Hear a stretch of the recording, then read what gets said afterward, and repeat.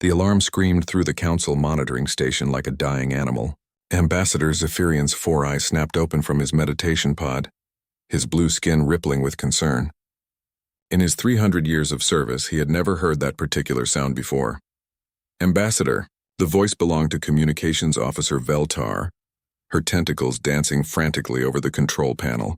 We have an emergency transmission from the Outer Rim. It's bad, sir. Zephyrian glided across the station's command center, his floating chair carrying him smoothly between the busy workstations. The other officers looked up at him with worried expressions. These were experienced beings from across the galaxy, and if they were frightened, the situation was serious. "Show me," he said, settling beside Veltar's station. The main screen flickered to life, showing static and broken images. Through the interference, Zephyrian could make out burning buildings and screaming civilians. The voice that came through was barely recognizable as Kythera, the peaceful plant-like species that had colonized this system 50 years ago. "This is Colony Administrator Thrennic of Kythera Prime." The voice gasped between bursts of static. "We are under attack by unknown hostiles. Our defense fleet has been destroyed. Repeat, our defense fleet is gone. They came out of nowhere with ships we've never seen before. They're not trying to conquer us.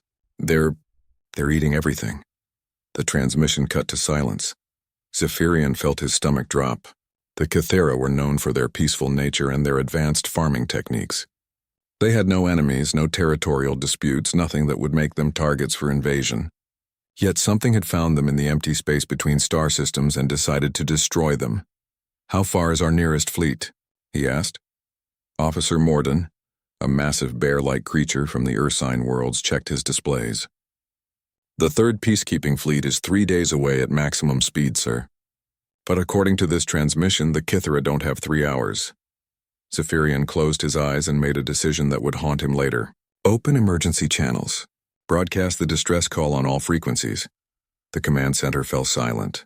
Every being present knew this violated council protocol. Emergency channels were supposed to be used only for verified threats to council space. Broadcasting a distress call openly could cause panic, reveal strategic information to enemies, or worse, attract unwanted attention from the galaxy's less savory species. "Sir," Veltar said quietly, "that's against regulations. So is letting an entire colony die while we follow proper procedures," Zephyrian replied. "Someone out there might be close enough to help. Do it." Veltar's tentacles moved across her controls, and within seconds the Kythera distress call was broadcasting across dozens of star systems. They waited, hoping against hope that some merchant vessel or independent patrol might be in the area. The response came faster than anyone expected. "Council Station. This is Fleet Admiral Chen of the Terran Hunter Fleet. We copy your distress call. Cavalry's coming. ETA 47 minutes. The command center erupted in confusion. Zephyrian stared at the communication panel as if it had grown legs and started dancing. "Humans out here?"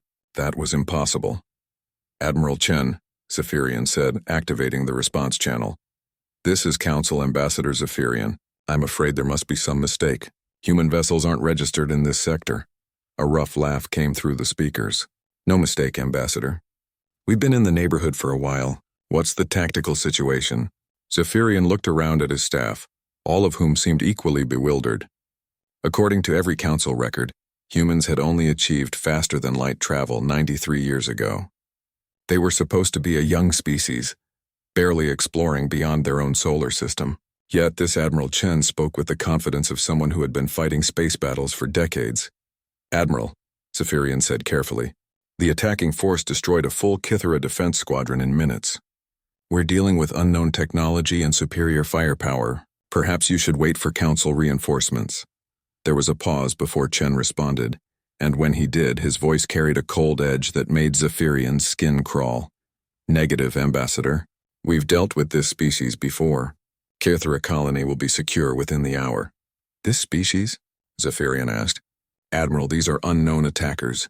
How could you possibly—" "Council Station," Chen interrupted. "We are 45 minutes out and closing fast. Suggest you maintain safe distance and prepare for refugee assistance. These particular hostiles don't take prisoners and they don't negotiate. Hunter fleet out." The transmission ended, leaving the command center in stunned silence. Zephyrian floated there, trying to process what he had just heard. A human fleet operating in deep space without council knowledge. A human admiral who spoke about unknown alien attackers as if he had fought them before. And most disturbing of all, the casual way Chen had dismissed the idea of waiting for proper council backup. "Sir," Morden said quietly, "should we warn the human fleet about what they're flying into?" Zephyrian considered this. The Kythera defense fleet had been composed of 12 modern warships with council-standard weaponry and shields. They had been destroyed so quickly that only fragments of their final transmission had reached the monitoring station. Whatever had attacked them was far beyond anything most species could handle. "Open a channel," he decided. "Admiral Chen, please respond." "Go ahead, Ambassador." "Admiral, I want to stress the severity of the situation. The Kythera lost 12 warships in less than 10 minutes. These attackers have technology we don't recognize and tactics we can't predict. I strongly advise you to wait for council support." Another pause, longer this time. When Chen spoke again, his voice was quieter but somehow more frightening. "Ambassador, how many colonies has the council lost to unknown attackers in the past 50 years? The question caught Zephyrian off guard. What do you mean?" "Colonies that just disappeared overnight. Entire civilizations that stopped communicating. Systems that went dark with no explanation." "How many?" Zephyrian felt cold despite the station's warmth. "There have been incidents. Space is dangerous. Sometimes colonies fail or—" 17, Chen said, cutting him off. 17 peaceful colonies gone without a trace. 3 entire species extinct. The council files them under unexplained phenomena and moves on. The command center was dead silent now. Every officer was staring at Zephyrian, waiting for his response. But he had no response. Chen was right. There had been disappearances, mysterious losses that defied explanation. The council had investigated, found nothing, and eventually stopped looking. "How do you know that?" Zephyrian asked. "Because we've been cleaning up the messes," Chen replied. "And today, for the first time, we're going to get there before they finish eating." The transmission ended again, and this time Chen didn't answer when they tried to call back. Zephyrian stared at the empty screen, his mind racing. Humans had been operating in council space for decades, fighting battles against threats the council didn't even know existed. They had been watching, waiting, and apparently keeping score of every colony that disappeared.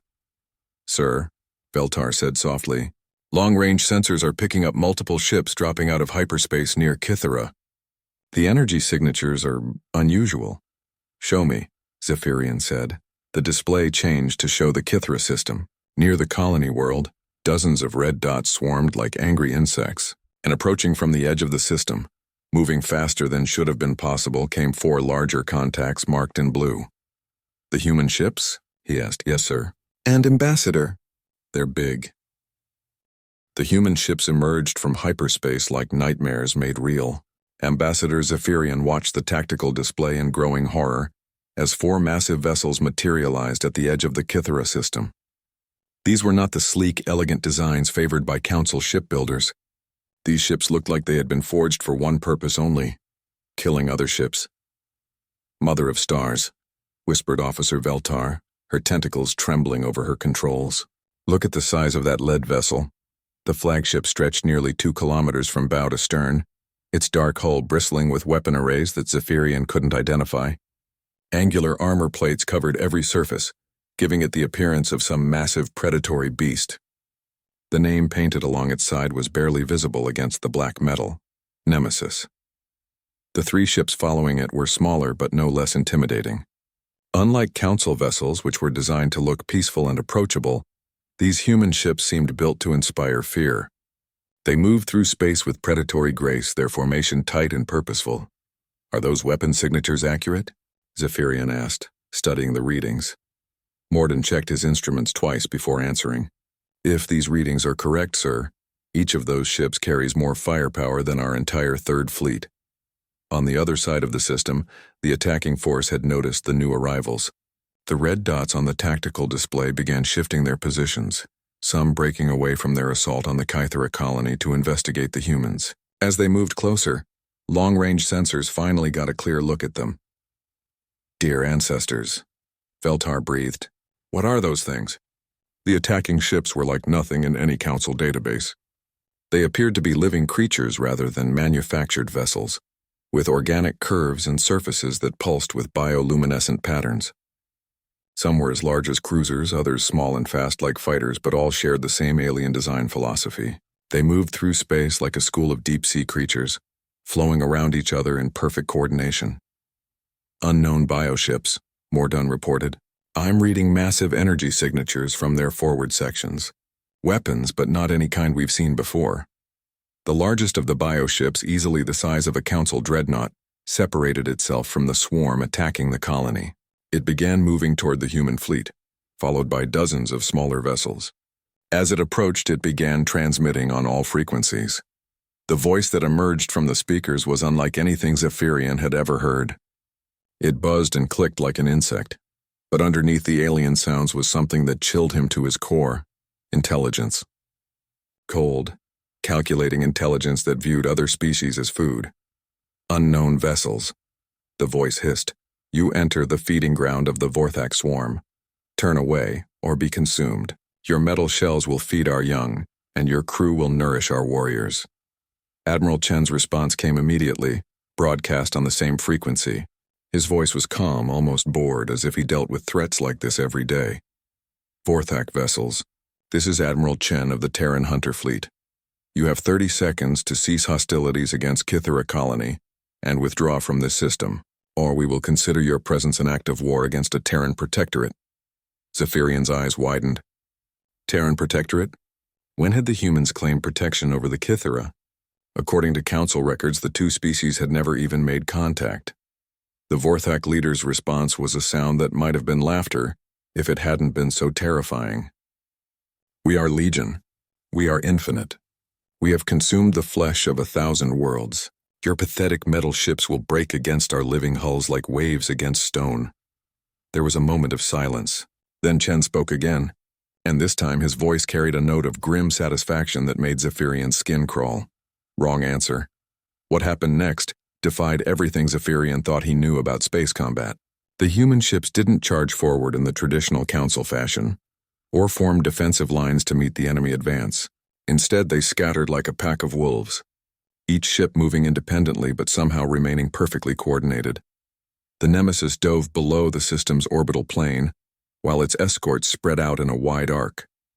The Vorthak bioships, clearly expecting a conventional engagement, found themselves facing enemies that refused to fight conventionally. They're using pack tactics, Mordun said in amazement. Look at their formation. Each ship is taking a different approach vector, but they're timing their attacks to arrive simultaneously. The first Vorthak ship to reach engagement range fired what appeared to be some kind of biological projectile. The organic missile struck one of the human escorts dead center, and for a moment Zephyrian thought the ship was destroyed. Then the smoke cleared, revealing the human vessel completely unharmed. Its shields hadn't even flickered. Impossible, Veltar whispered. That was a direct hit. Chen's voice came through the communication channel addressing his own ships. All hunter vessels, Vorthak bioweapons confirmed. Adaptive shielding is holding. Comments Phoenix pattern. Full burn. The human ship suddenly accelerated beyond anything Zephyrian had thought possible. They weren't just fast. They were moving like they had somehow bypassed the normal laws of physics. The Nemesis appeared directly behind the Vorthak formation, as if it had teleported rather than traveled. The human weapons were unlike anything in Council arsenals. Instead of energy beams or kinetic projectiles, they fired streams of something that looked like liquid starlight. When these streams touched the Vorthak bioships, the results were devastating. The organic hulls didn't just explode, they seemed to dissolve, breaking apart at the molecular level. What kind of weapons are those? Zephyrian asked. Mordun was frantically scanning the energy signatures. I don't know, sir. The readings are off the charts. It's like they're not just destroying the ships, they're unmaking them. The battle, if it could be called that, was over in minutes. The Vorthak, who had destroyed an entire Kythera defense fleet without taking a single casualty, found themselves completely outmatched. Their bioships, which could apparently adapt to conventional weapons, had no defense against whatever the humans were using. One by one, the organic vessels dissolved into cosmic dust. The Vorthak tried to retreat, but the human ships hunted them down with ruthless efficiency. They didn't just defeat their enemies, they annihilated them so completely that not even debris remained. When the last Vorthak ship was destroyed, the human fleet regrouped near the Kythera colony. Chen's voice came through the speakers again, as calm as if he had just finished a routine patrol. Council Station, this is Admiral Chen. Fourth Act threat has been neutralized. No survivors, no signals transmitted beyond the system. Colony Kythera is secure. Zephyrian stared at the tactical display, which now showed only 4 blue dots and the battered but intact Kythera colony. The red swarm that had seemed so threatening minutes ago had simply vanished. Admiral, he said, his voice barely steady. How did you do that? There was a pause before Chen answered. When he did, his voice carried a note of something that might have been sadness. Experience, Ambassador. We've been hunting the swarm for a very long time. Hunting them? Zephyrian asked. You mean you've fought these Vorthak before? Oh yes, Chen replied. Many times. Today was just the first time we got to them before they finished feeding. As the human ships began moving toward the colony to assist with rescue operations, Zephyrian felt a chill that had nothing to do with the station's temperature. The humans hadn't just won a battle. They had demonstrated a level of military capability that exceeded anything the Council possessed. And they had done it against an enemy that the Council didn't even know existed. Sir, Veltar said quietly, I'm picking up transmissions from the human ships to the Kythera colony. They're coordinating rescue operations and providing medical assistance. It's like they've done this before. Zephyrian nodded slowly, beginning to understand that everything he thought he knew about humanity was wrong. These weren't the primitive explorers from Council files. These were experienced warriors who had been fighting a secret war in the darkness between stars. And somehow the galaxy was safer because of it. Ambassador Zephyrian watched in fascination as the human rescue ships descended toward Kythera colony. What he saw defied every assumption the Council had made about human technology and organization. The ships moved with practiced efficiency, their crews working like they had performed this exact operation hundreds of times before. Admiral Chen, Zephyrian said, opening a communication channel. Your rescue operations are impressive. How long have your people been conducting missions like this? Chen's image appeared on the main screen, and Zephyrian got his first clear look at the human commander. He was older than expected, with gray hair and lines around his eyes that spoke of years spent staring into the void between stars. But those eyes were sharp and alert, holding an intelligence that made Zephyrian feel like he was being measured. Longer than you might think, Ambassador, Chen replied, though usually we arrive too late for rescues. Today was special. Too late? Zephyrian asked. What do you mean? Chen was quiet for a moment, and when he spoke again, his voice carried a weight that made the air in the command center feel heavy. Tell me, Ambassador, what do you know about the Harmony Collective? The question hit Zephyrian like a physical blow. Every council member knew about the Harmony Collective. They had been a peaceful species of energy beings, known throughout the galaxy for their beautiful music and their advanced understanding of quantum mechanics. 37 years ago, their entire civilization had vanished overnight. One day they were broadcasting their songs across a dozen star systems, and the next day, there was nothing but silence. They disappeared, Zephyrian said quietly. No distress calls, no signs of struggle. We investigated for years but found nothing. Eventually, we assumed some natural disaster had befallen them. Natural disaster, Chen repeated, and there was something bitter in his voice. Yes, that's what the Council called it. Very convenient explanation when you don't want to admit you failed an entire species. What are you implying? Zephyrian asked, though he was beginning to suspect he already knew. The Harmony Collective sent a distress call, Chen said, 87 years ago. A desperate plea for help as their worlds were being consumed by something they called the hunger from the void. The Council never received that call because it was transmitted on frequencies your equipment couldn't detect, but we heard it. Zephyrian felt his stomach drop. 87 years ago? But humans had barely achieved faster-than-light travel then. Barely achieved? Chen laughed, but there was no humor in it. Ambassador, humans had been traveling between stars for over a century by then. We just didn't advertise the fact. We were still learning about the galaxy, still trying to understand our place in it. When we heard the Harmony Collective's call for help, we tried to respond. On the tactical display, Zephyrian could see human ships continuing their rescue operations around Kythera colony. Their movements were smooth and coordinated, showing a level of experience that spoke of decades of similar operations. We arrived at the Harmony worlds 3 days after their last transmission, Chen continued. 3 days too late. What we found there, changed everything about how humanity viewed the galaxy. What did you find? Zephyrian asked, though he dreaded the answer. Nothing, Chen said simply. 13 worlds, each capable of supporting billions of beings, stripped completely clean. No buildings, no technology, no trace that the Harmony Collective had ever existed. Even the organic matter in the soil was gone. It was like someone had taken a giant vacuum and sucked the life out of entire planets. The command center fell silent. Veltar's tentacles had stopped moving across her controls, and Morden was staring at the screen with an expression of horror. They were beginning to understand what Chen was telling them. The Vorthak, Zephyrian whispered. The Vorthak, Chen confirmed, though it took us years to learn their name. They're a nomadic species, traveling from system to system in their bioships, consuming everything they find. They don't just take resources or territory. They devour entire ecosystems, leaving nothing behind but empty rocks floating in space. Chen's image shifted as he turned to look at something off-screen. When he looked back, his expression was grim. That day, standing on the dead worlds of the Harmony Collective, humanity made a decision. We couldn't bring back the dead, but we could make sure it never happened again. So you began hunting them, Zephyrian said. We began preparing, Chen corrected. The Vorthak had technology we didn't understand and advantages we couldn't match. They could adapt to conventional weapons. Their bioships could regenerate damage, and their hive-mind coordination made them nearly unbeatable in traditional combat. So we had to become something different. On the tactical display, Zephyrian could see the human ships finishing their rescue operations. Thousands of Kythera survivors were being loaded onto transport vessels with the efficiency that spoke of long practice. But what struck him most was how gentle the humans were being with the refugees. These were the same people who had just annihilated an entire enemy fleet without mercy.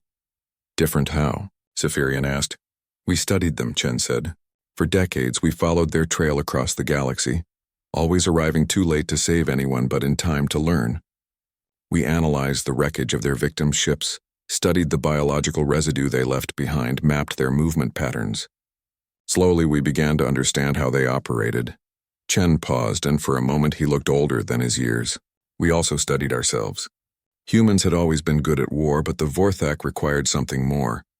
We had to become the kind of species that could match them not just in firepower, but in ruthlessness. We had to learn to think like predators. The weapons you used against them, Morden said quietly. They weren't just destroying the bioships, they were dissolving them. Quantum dissolution beams, Chen explained, designed specifically to target the unique cellular structure of Vorthak bioships. Their greatest advantage was their ability to adapt and regenerate. Our weapons don't give them the chance to do either. Zephyrian was beginning to understand the magnitude of what humanity had accomplished. They had spent nearly a century developing technology and tactics specifically designed to fight an enemy the Council didn't even know existed. They had transformed themselves from peaceful explorers into the galaxy's most effective predators. How many times have you fought them? He asked. This was our 17th engagement, Chen replied. We've prevented them from consuming 43 colonies across 12 different species. Most of those species never even knew they were in danger. 43 colonies, Zephyrian repeated, his mind struggling to process the number. You've saved 43 civilizations and no one knew. Secrecy was necessary, Chen said. The Vorthak hunt by following distress signals and emergency transmissions.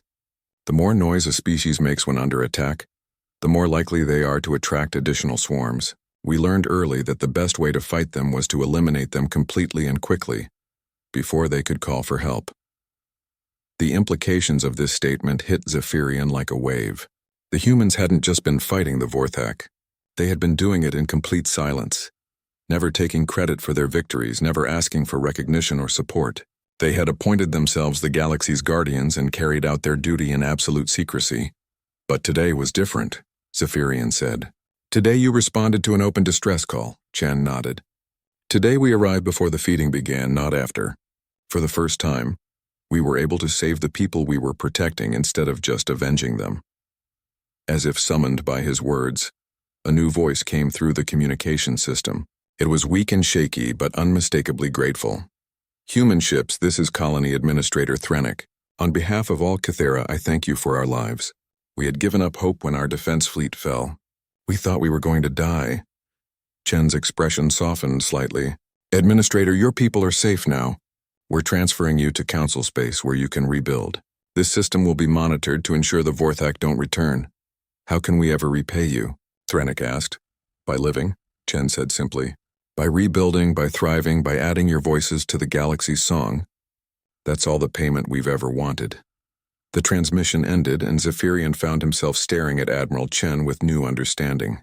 This wasn't just a military commander. This was someone who had dedicated his entire life to protecting species he had never met, fighting enemies that most of the galaxy didn't know existed. Admiral, Zephyrian said slowly, why are you telling me this? You could have completed your mission and left without ever revealing your operations to the Council. Chen smiled, and for the first time it reached his eyes. Because, Ambassador, the secret war is about to become very public. Our intelligence suggests the Vorthak are massing for something big. Larger swarms than we've ever seen, targeting core Council worlds. We can't fight that kind of threat alone. You're asking for help, Zephyrian realized. I'm offering partnership, Chen corrected. Humanity has spent 87 years learning how to fight the monsters that hide in the dark between stars. The Council has resources and influence we could never match. Together, we might actually be able to end this threat permanently. 3 hours after the battle ended, Ambassador Zephyrian found himself in his private chambers staring at a data pad containing information that would change the galaxy forever. Admiral Chen had transmitted detailed files about humanity's secret war against the Vorthak, and what Zephyrian read challenged everything he thought he knew about the species the Council had dismissed as primitive newcomers. The scope of human operations was staggering. They maintained a network of monitoring stations across 17 sectors, operated deep space patrol fleets that moved through territories the Council had never fully explored, and possessed technology that was decades ahead of anything in Council arsenals. Most shocking of all, they had detailed intelligence files on species the Council had lost track of years ago. A soft chime indicated an incoming priority transmission. Zephyrian activated his personal communication array and found himself looking at Admiral Chen again. This time, the human was clearly aboard his flagship, the massive Nemesis, and Zephyrian could see glimpses of the ship's interior behind him. The corridors were functional rather than elegant, with exposed support beams and monitoring systems that pulsed with activity. Ambassador, Chen said, I hope you've had time to review the files I sent. I have, Zephyrian replied, though his voice felt strange in his own throat. Admiral, these records indicate that humanity has been operating in Council space for over 8 decades without our knowledge.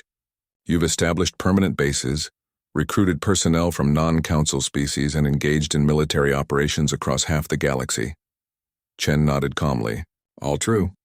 We tried working through official channels at first, but bureaucracy moves slowly, and the Vorthak don't wait for committee decisions. But the scale of this deception, Zephyrian continued, his voice rising slightly, you've essentially created a shadow government operating parallel to the Council itself. Not a government, Chen said firmly. A defense network. Everything we've done has been in service of protecting the galaxy's peaceful species from threats they couldn't handle themselves. Zephyrian set down his datapad and looked directly at the human commander. Admiral, according to these files, you've prevented 17 different extinction-level events. Not just the Vorthak, but other threats as well. Species that hunt sentience for sport, rogue artificial intelligences, reality-warping parasites from other dimensions. The Council has no record of any of these threats. Because we handled them before they became Council problems, Chen replied. The galaxy is a dangerous place, Ambassador. The Council has done an admirable job of maintaining peace among civilized species. But civilization is just a thin shell floating on an ocean of cosmic horror. Someone has to patrol the depths. The weight of this revelation settled on Zephyrian's shoulders like a physical burden. For 3 centuries, he had believed the Council was the primary force for order in the galaxy. Now he was learning that humanity had been fighting a secret war to protect that order, facing threats that would have destroyed everything the Council had built. Show me the Terran defense grid, Zephyrian said quietly. Chen's fingers moved over controls Zephyrian couldn't see, and suddenly the display changed to show a 3-dimensional map of the galaxy. Red zones marked areas where humanity had detected hostile activity. Blue lines indicated patrol routes and supply corridors. Green dots showed monitoring stations and forward bases. The network was vast, covering territories that stretched far beyond official Council space.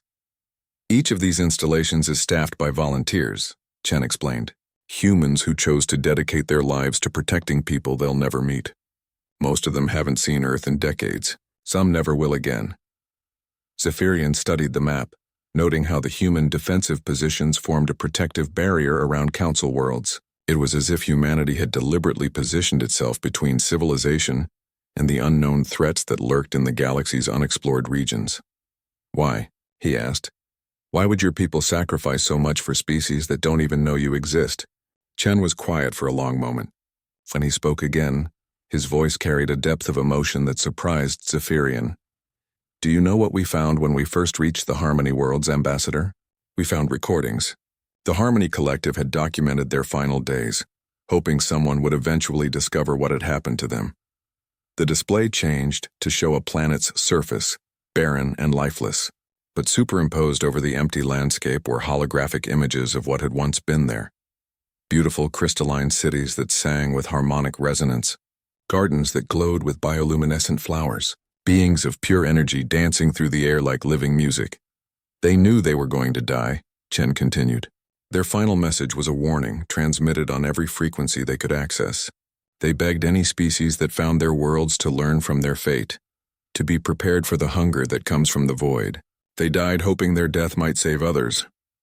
Zephyrian felt something cold settle in his chest, and humanity heard this message. Every word, Chen confirmed.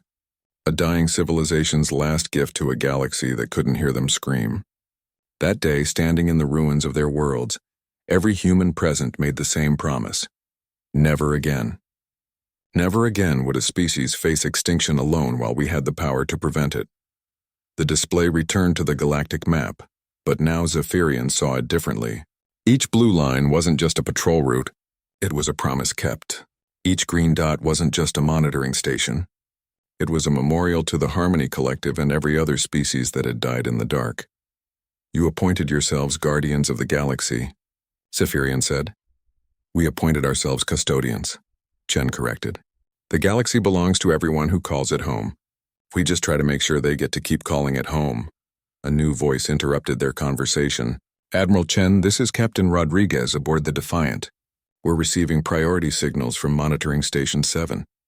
Multiple Vorthak swarms detected in the Andorian sector. Estimated strength over 300 bioships.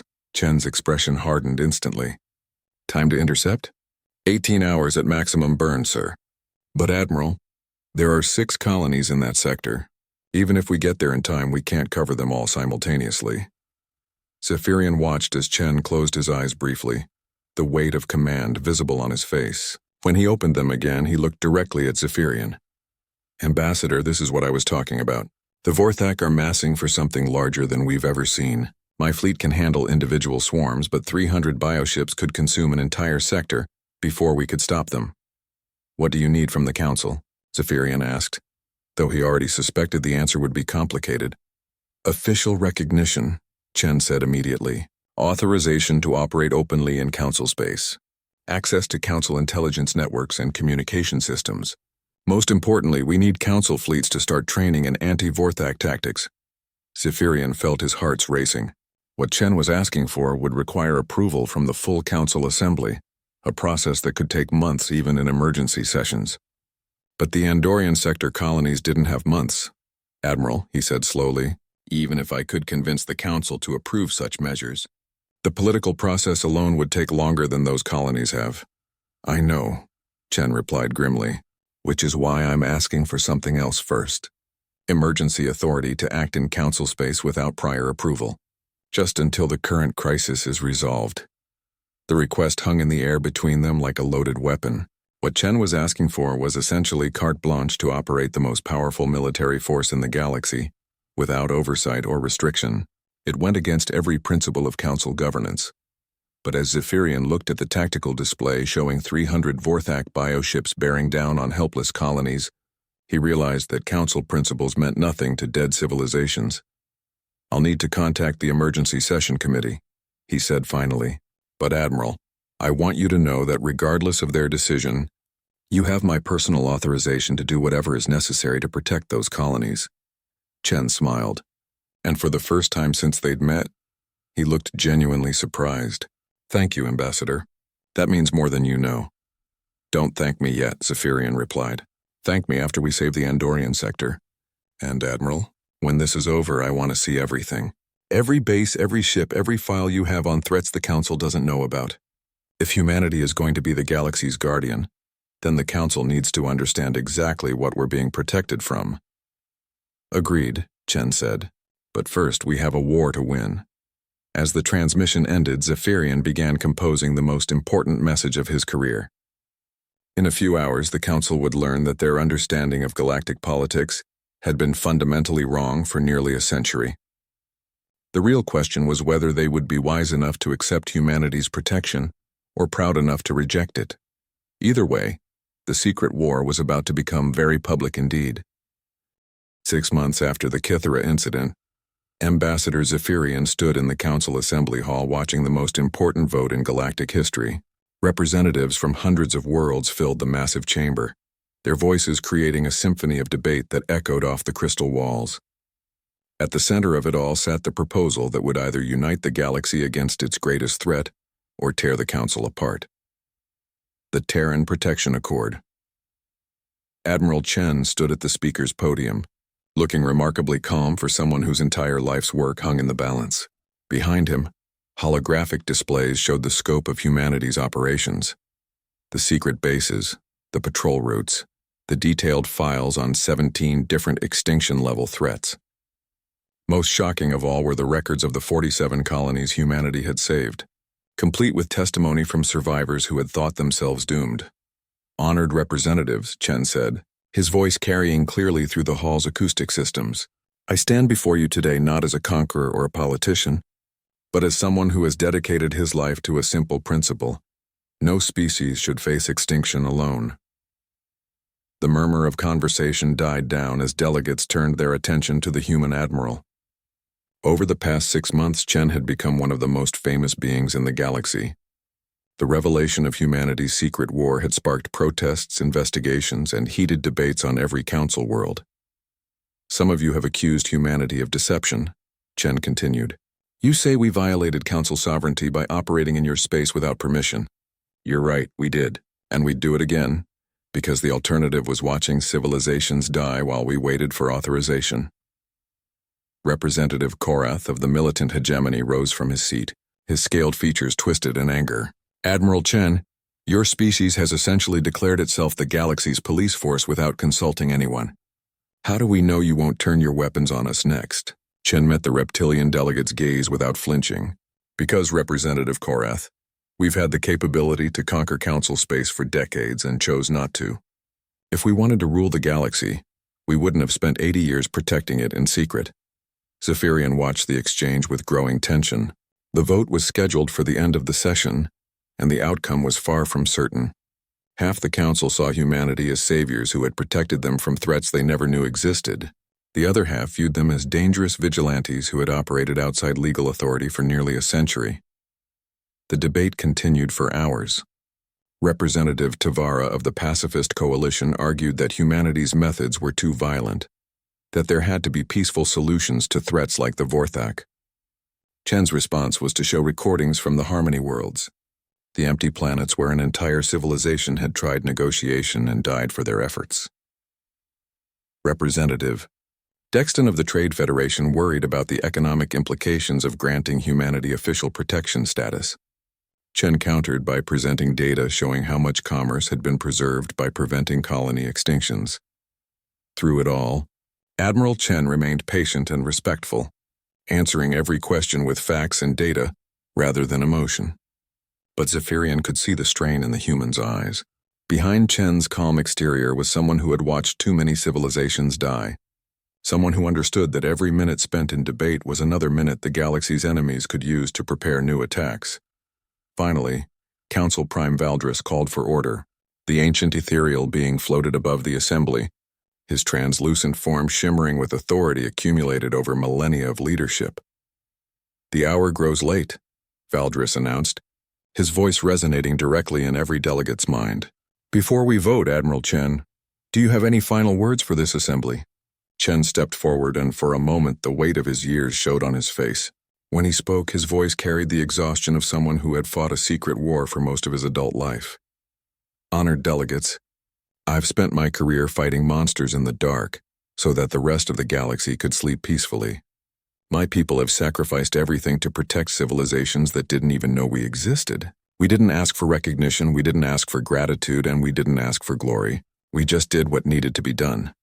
He paused, looking around the chamber at faces from dozens of different species. But the threats are growing. The Vorthak swarms are getting larger. We've detected new hostile species moving into our galaxy from the void between stars, and there are things out there that make the Vorthak look like harmless children. The chamber fell completely silent. Even the most vocal opponents of the Accord seemed transfixed by Chen's words. I'm not asking you to approve of our methods, Chen continued. I'm asking you to accept the reality that those methods work. In 87 years of operations, humanity has never lost a world we were protecting. We've never failed to stop a threat we engaged, and we've never asked for anything in return except the chance to keep protecting you. Chen straightened, and when he spoke again, his voice carried the authority of someone who had commanded fleets in the darkest corners of space. Today you have a choice. You can vote to formalize our partnership, to give us the resources and authority we need to protect the galaxy more effectively, or you can vote to maintain the status quo, to keep pretending that the Council's peaceful methods can handle every threat the universe throws at us. The Admiral's eyes swept across the assembly one final time. But understand this. Regardless of how you vote, humanity will continue to stand guard against the darkness. The only question is whether we'll do it with your support or without it. Chen stepped back from the podium, his statement complete. The chamber erupted in heated discussion as delegates huddled in their respective factions, making final arguments and counting votes. Zephyrian found himself thinking about the past 6 months, about everything he had learned since the Kethra incident. He had visited human bases, seen their training facilities, met the volunteers who spent their lives patrolling the galaxy's deadliest regions. These weren't conquerors or tyrants. They were guardians who had chosen to sacrifice comfortable lives on Earth to protect strangers in distant star systems. The motion is called, Prime Valdris announced. All in favor of the Terran Protection Accord? Zephyrian was the first to activate his voting panel, casting his support for the Accord without hesitation. Around the chamber, other lights began flickering on as delegates made their choices. The voting continued for what felt like hours but was probably only minutes. When the final tally appeared on the central display, Zephyrian felt his heart skip a beat. The Accord had passed, but barely. 312 votes in favor, 297 against, with 43 abstentions. It was the closest vote in Council history. Admiral Chen looked up at the results without visible emotion, but Zephyrian caught the slight relaxation in his shoulders. The Admiral stepped forward to address the chamber one final time. Thank you, he said simply. To those who supported us, you won't regret this decision. To those who opposed us, I hope we can earn your trust through our actions. And to everyone in this chamber, I give you my word. Humanity will not abuse the authority you've granted us. We will continue to be what we've always been, guardians standing watch in the dark. As the session ended and delegates began filing out of the chamber, Zephyrian approached the Admiral. Chen looked tired but relieved, like someone who had finally been allowed to stop carrying a burden alone. Congratulations, Admiral, Zephyrian said, though I suspect this is just the beginning. Chen nodded grimly. The easy part's over. Now we have to prove we deserve the trust the Council has placed in us. And the threats you mentioned? Zephyrian asked. The things that make the Vorthak look harmless? Chen's expression darkened. Ambassador, what I told the Council today was just the beginning. There are entities out there that exist on scales we can barely comprehend. Reality eaters that consume entire star systems. Machine intelligences that turn civilizations into raw materials. And things that are so alien we don't even have words to describe them. But humanity stands ready? Zephyrian asked. Humanity stands ready, Chen confirmed. We've been preparing for these threats longer than most species have existed.